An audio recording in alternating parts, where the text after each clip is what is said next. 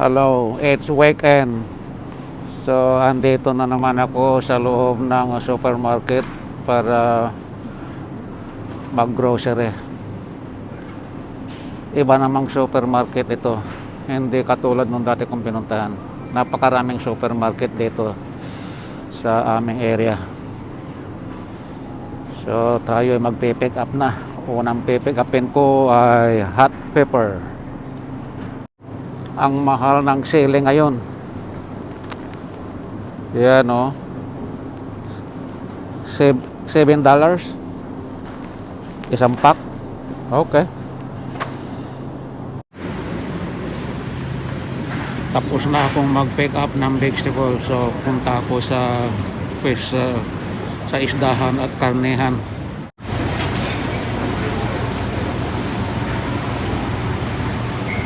Okay po.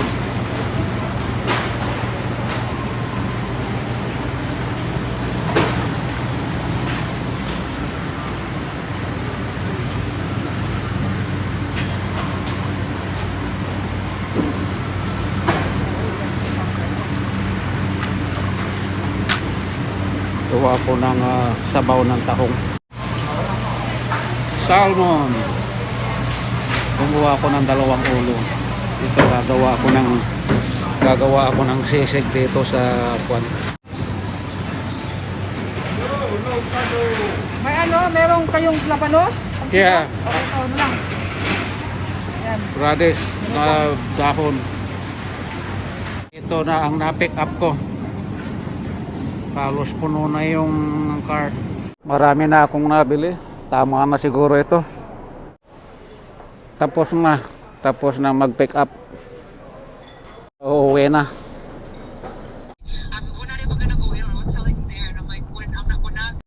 I'm on my way home. Tapos na ang pamamalengke. Magluluto na naman pagdating sa bahay. Ganun lang. Ikaw na ang mamalengke, ikaw pa ang magluluto. Ganon ang buhay dito. Hindi uso ang katulong. Dahil nabili ko na ang mga kailangan ko sa pag-uwi ng bahay. So as usual, I have to cook something for our food for the weekend. Ito, kararating lang sa pamamalengke.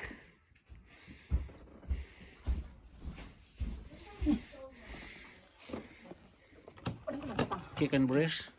Ano pa to? Oh, ready to eat. Chicken tacos. Ito, nagkalat muna rito. Ayan pa. So, kompleto na. Sobra-sobra na for 2 weeks. Yan.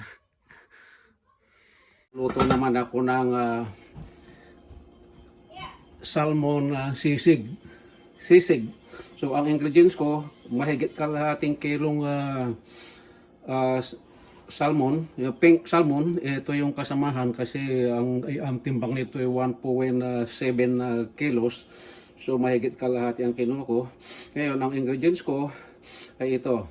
Igisa ko sa garlic, sa sibuyas, and then ito meron tayong seasoning na paminta, light soya sauce, ito yung lemon, mayonnaise, tsaka itong chopped spring onion. So igigisa ko sa olive oil, may pang-backup na asin at tsaka soya sauce. Okay, so magluluto na tayo. Maglagay na tayo ng mantika. Habang pinaiinit yung wok, itong mayonnaise, pali 2 kutsara ito, ihahalo natin dito sa salmon.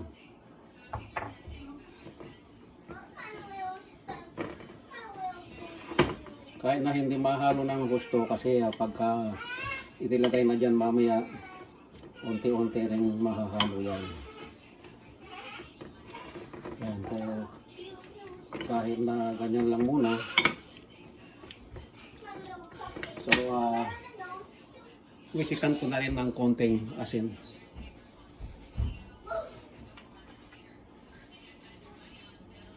Yan.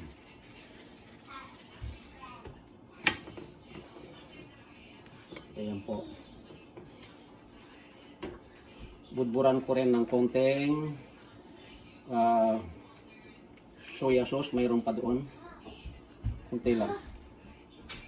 Ayan.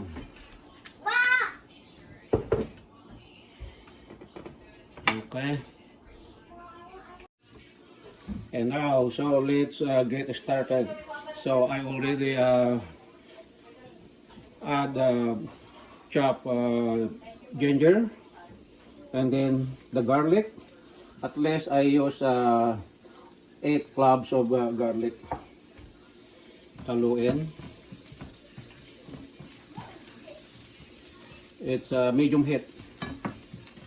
Don't go overheat, otherwise it's gonna be burned. And then add onion.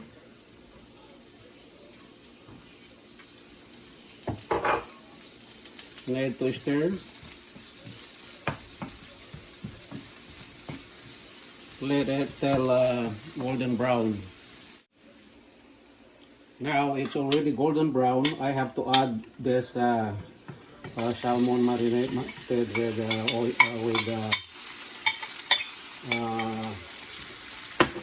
what as I said before, mayonnaise. Saglit lang po ito kasi itong salmon, pink salmon na ito, pwedeng kainin na hilaw. Kinakain kong ginagawa kong ito, sashimi. Saglit lang ito. Hindi pwedeng i-overcook kasi pagka dinry nyo, yung juice niya nawawala. So ito ay saglit lang, just a few minutes lang. And then add 2 spoons of vinegar.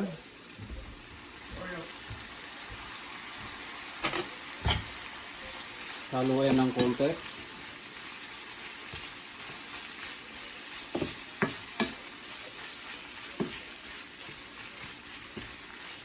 Yan, ang bango, ang sarap.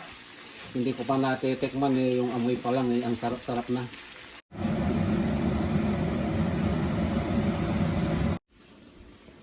Now we have to transfer another plate. I don't have the sizzling plate, so dito na lang ko ilalagay sa platirang ito. Ayan na po. Ang ganda. Tapos, ang susunod na ilagay natin, itong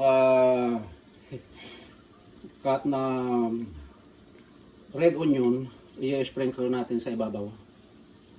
Ayan na po. And then, dahon ng spring onion, i-sprinkle din natin sa ibabaw. Ayan po. Yan ang sinasabing bling bling. And then, bago kainin, yung mga may gusto ng hot pepper, so mayroon tayong hot pepper. And then, mayroon din tayong lemon para sa backup na yung gustong maglagay ng lemon. So, iyan po ang ating ito ang ating salmon sisig. Kung nagustuhan nyo po ang aking pagluluto ng salmon sisig, ay huwag kalilimutang i-like, comment, and subscribe my channel, Leonardo De Guerto, para updated kayo lagi sa susunod kong video. Maraming salamat po.